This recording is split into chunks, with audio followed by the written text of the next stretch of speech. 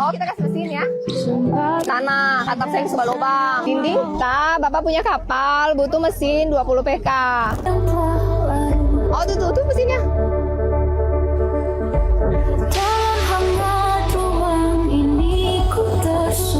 Halo Ibu.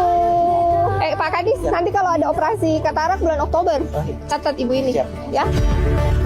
Kemarin kan saya kunjungan ke sini, Bapak cerita, Bapak punya kapal, butuh mesin 20 PK.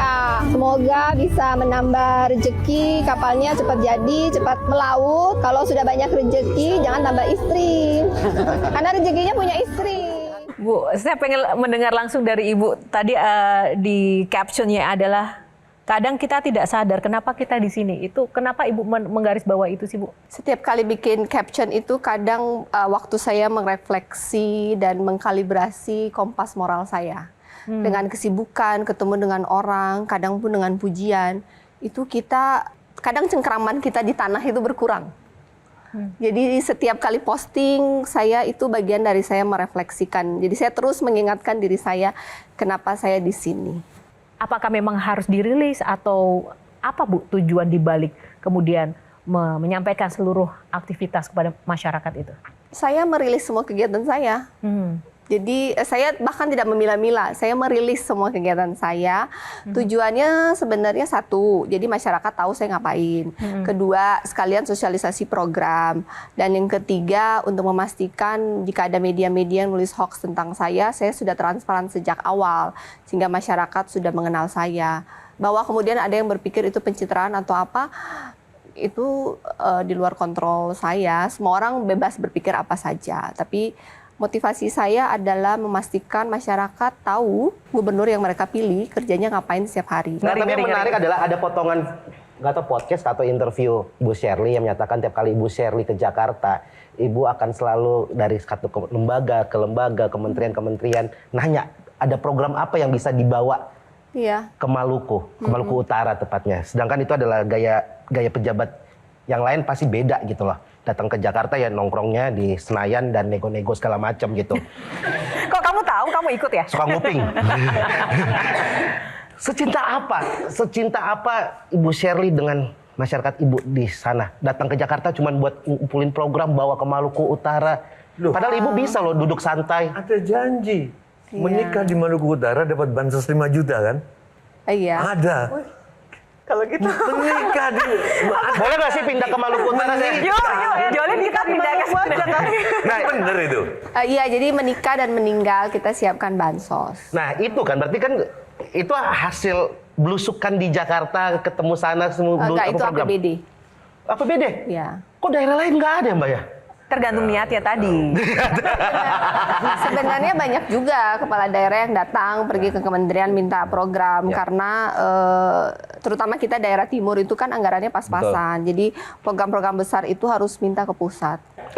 Ada kaitannya tadi dengan Bayu juga tadi ngomong tentang sebenarnya kalau kita simpulin kan Ibu Shirley ini punya nyali melawan ketakutannya tadi bertemu dengan demo. Seberapa punya nyali ketika berdamai juga gitu, memutuskan untuk berdamai dengan ketakutan.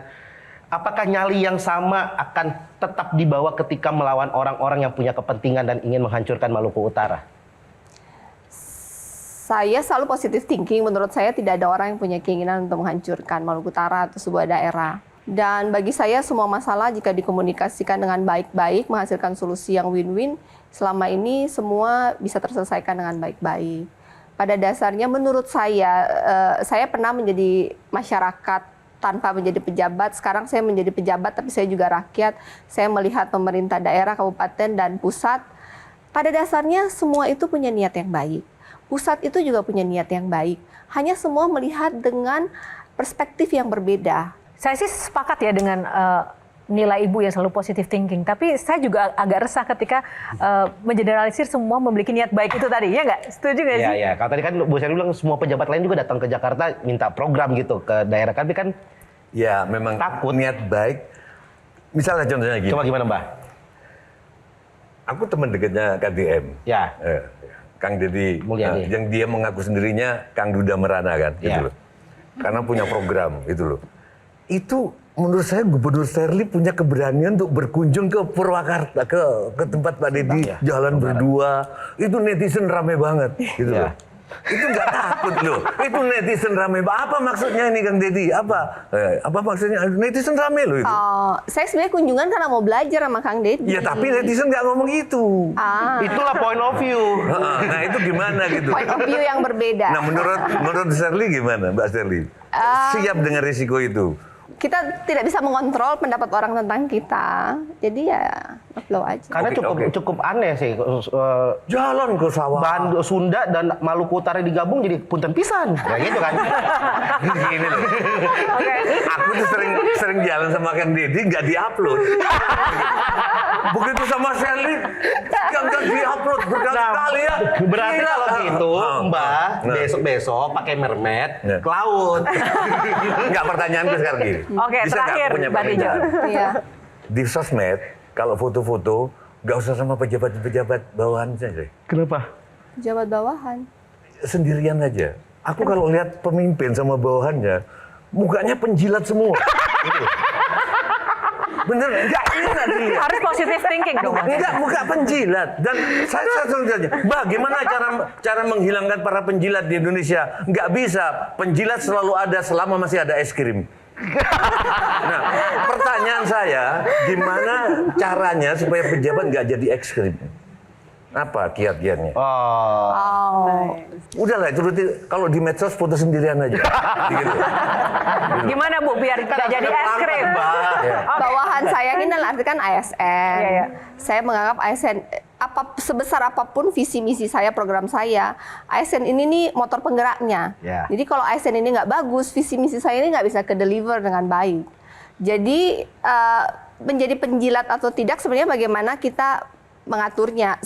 Mungkin di masa lalu ada pejabat yang misalnya suka dipuji-puji. Kalau dipuji-puji sama ASN, ASN itu dipromosi. Tapi ketika dia udah coba 1 tahun muji saya, dia nggak dipromosi, kan berarti dia mempelajari, oh berarti ibu ini nggak suka dipuji. Mungkin saya selalu ngomong to the point, saya tidak perlu dipuji, saya tidak perlu dikasih tambahan ekonomi, saya sukanya output. Ketika kalian memberikan value tambahan bagi saya, kamu saya pakai. Dan saya buktikan, saya tidak kenal dengan semua ASN, kan saya bukan asli sana. Saya pun tidak punya satu keluarga pun yang ASN. Tapi kalau mereka datang bawa ide yang baik, saya kasih tugas, mereka selesai, saya promosi mereka dengan waktu yang sangat cepat. Apa arti power bagi seorang Sheryl? Apa ya? Mungkin ketika saya bisa berdampak. Jadi bagi saya kekuatan itu earn. Saya bisa menjadi pejabat gubernur tapi tidak didengar oleh masyarakat. Power or money? Power. Why power? Power menghasilkan money.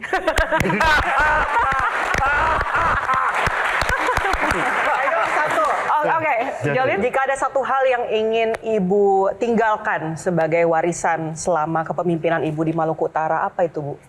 Saya berharap dalam 5 tahun ini masyarakat Maluku Utara akan semakin percaya diri bahwa mereka mampu. Kalau kita dulu Maluku Utara itu, ya kita Indonesia Timur lah. Dalam pencapaian apapun kita tuh biasanya dari 10 terakhir dari 38 provinsi. Hari ini Maluku Utara di beberapa pencapaian mulai ada lah di 10 atas. Harapannya mereka menjadi lebih percaya diri bahwa mereka mampu, dan kedua mudah-mudahan saya bisa meninggalkan tata kelola birokrasi yang transparan dan adil sehingga siapapun pemimpin setelah saya ada pagar-pagar sehingga dia tidak bisa keluar dari pagar itu, dia harus melanjutkan program-program yang pro rakyat. Wow. Ibu Sheryl, pemirsa Q&A Metro TV, tidak hanya masyarakat Maluku Utara yang pasti, ada banyak masyarakat yang sekarang mungkin juga mendambakan memiliki pemimpin seperti Ibu. Nah, boleh Bu closing statement untuk pemirsa Q&A Metro TV malam ini, khususnya bagi anak-anak generasi muda. Buat generasi muda, don't settle for less. Kita tidak bisa memilih dari mana kita lahir, kita tidak bisa memilih kondisi kita seperti apa, takdir kita. Tetapi selama kita mau belajar, kita berdoa, kita positive thinking, kita adalah creator of our own destiny. Jadi don't settle for less. Berdoa, lakukan yang terbaik, jatuh, bangun, bangkit, berdoa, lakukan yang terbaik sampai targetnya tercapai. Karena hasil tidak pernah mengkhianati usaha. Berdoa sesimpel itu. Baik, terima kasih Bu Shirley. Jadi pengen konsultasi spiritual ya.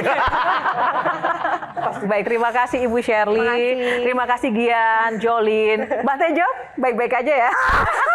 Saya tahu, terima kasih sudah membuat gembira pada malam hari ini. Dan adik-adik terima kasih, semoga bermanfaat yang ada di studio kali ini. Jelajahi cara baru mendapatkan informasi. Download Metro TV Extend sekarang.